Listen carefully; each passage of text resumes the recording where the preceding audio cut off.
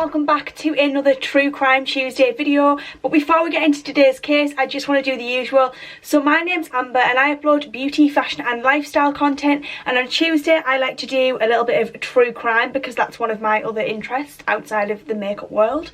So if you like those type of videos, then why not hit that subscribe button and come along and join my little family. Make sure that notification bell switched on just so you're notified of whenever I upload a video. And now we can get right in.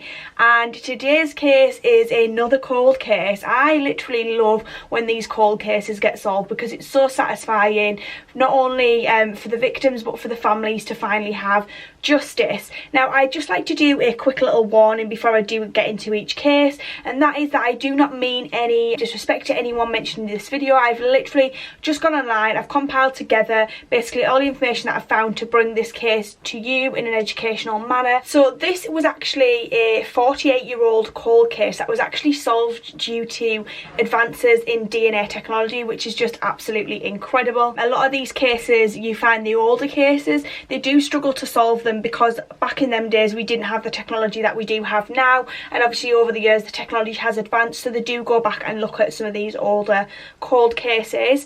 So this case is actually about Wendy Jo Halison. Wendy Jo Halison, as you can see by her picture, was an absolutely beautiful 22-year-old girl who was unfortunately murdered in 1968. I just want to give you a quick little backstory about Wendy before we get into the case. So Wendy Jo Halison, she was born in Los Angeles on the 24th of August in 1946, and her father, who was called Lee, was a real estate salesman, and her mother was called Kathleen and she was a bookkeeper.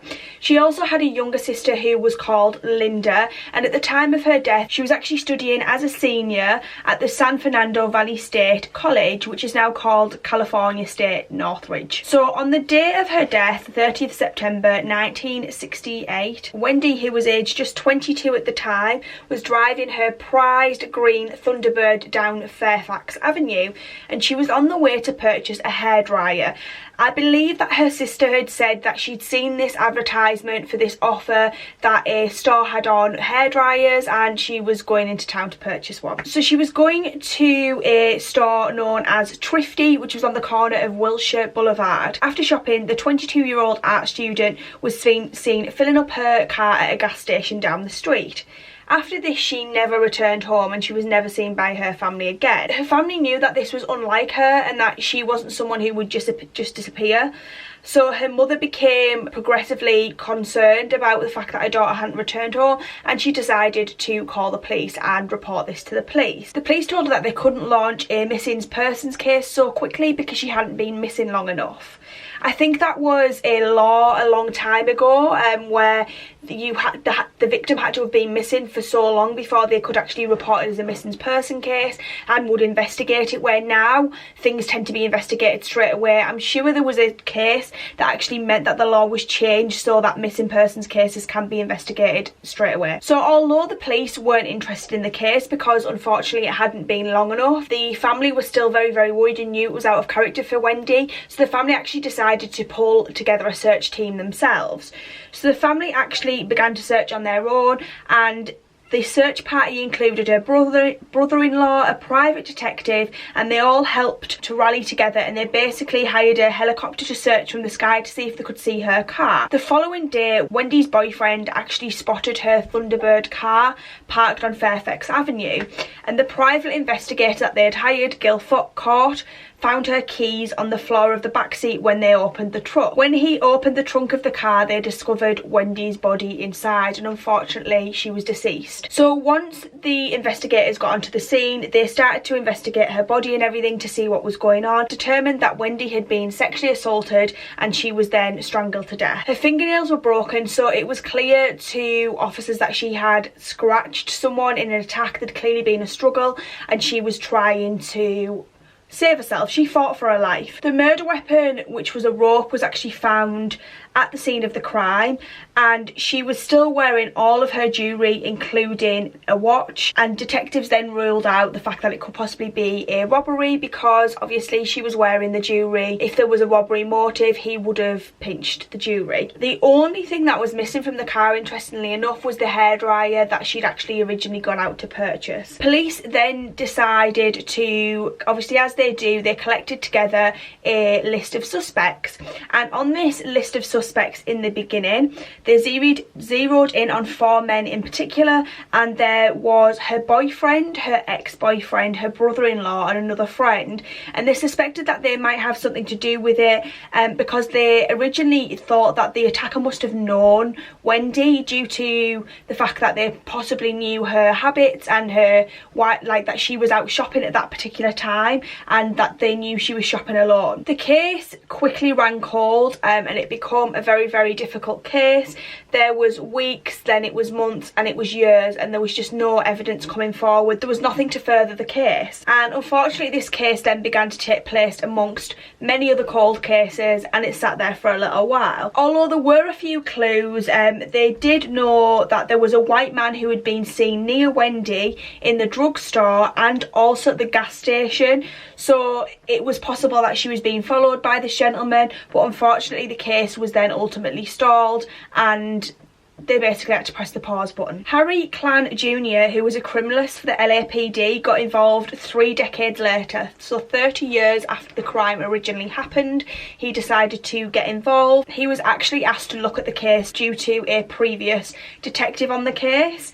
And in 1998, DNA analysis was actually just in its infancy, and it was just sort of starting out, but they were starting to garner some success from DNA analysis. So they'd only been using DNA analysis for around 4 years. So like I say, it was still a very young technique. I think it's crazy to think that basically DNA profiling was something that began in the 90s. Like, I can't believe that DNA analysis was like as new as that. Like, I just think that's crazy that it was such a new technique. So you can completely understand how people did manage to get away with such heinous and horrible crimes previously with not having that DNA, because DNA now solves so many crimes. So they began to investigate the evidence from the crime using this new DNA technique, and they actually found that Wendy's capri pants that she was wearing in her underwear, they decided that they wanted to analyse them to see if they could find any more evidence, and it actually did help them get a fresh lead, as there was actually semen found on both of her pants and her underwear, and this obviously put them on the right path into trying to find who was behind the crime.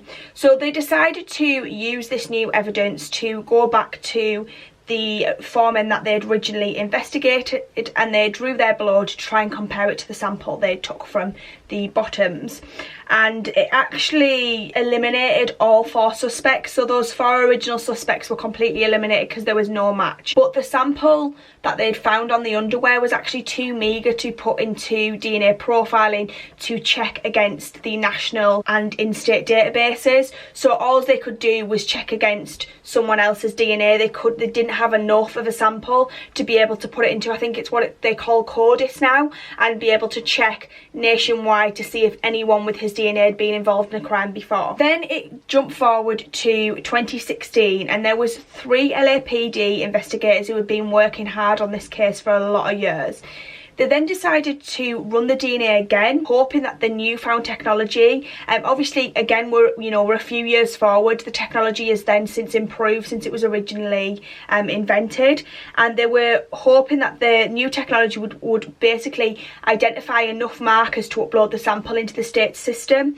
And then finally they had a break in the case, that they were looking for, and they actually found a match. The sample was a match to a guy who was called Edwin Dean Richardson, and his criminal record was a long ass criminal record. Like, he had been through it. His criminal record stretched from his childhood. He escalated from robberies and thefts to more violent crimes scattered across the country. He was basically a bit of a drifter, and he drifted from state to state and basically left absolute terror in his wake. He clearly wasn't a very nice person. He basically just picked up odd jobs in different states to earn a little bit of cash here and there, and then in 1960 he was actually convicted of attempted robbery and kidnapping in San Diego, and he spent 8 years behind bars.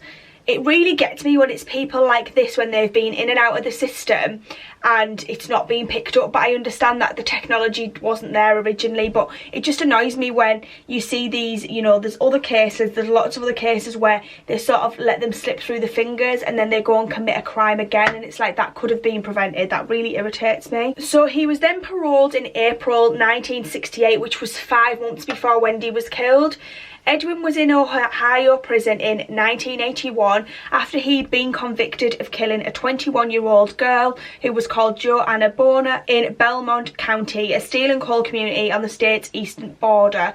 So this guy, as you will find out when we go on, in his lifetime was actually convicted of killing 3 women, and he was also convicted of kidnapping 2 girls across the river in West Virginia.